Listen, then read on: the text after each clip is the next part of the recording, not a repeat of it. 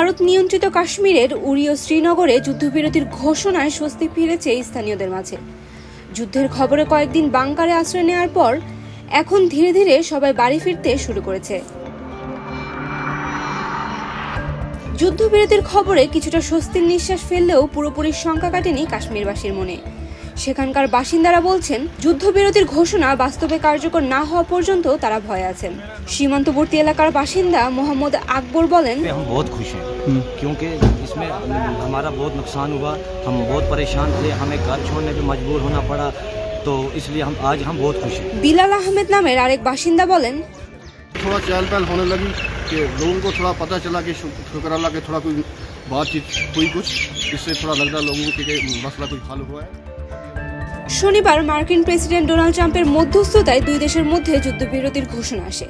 তবে ঘোষণার আগে সেদিন আলোচনা চলাকালীন ড্রোন ও গোলাবর্ষণে অন্তত 5 জন নিহত হন। পাকিস্তান দাবি করছে ভারতের মিসাইল হামলায় তাদের 31 জন বেসামরিক নাগরিক নিহত হয়েছে।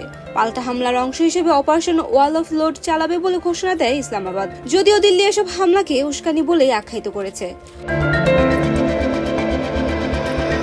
পারমাণবিক শক্তিধর প্রতিবেশী এই দুই দেশের মধ্যে উত্তেজনা ছড়িয়ে পড়ে গত মাসে ভারত শাসিত কাশ্মীরে একটি সন্ত্রাসী হামলায় 26 জন নিহত হওয়ার পর।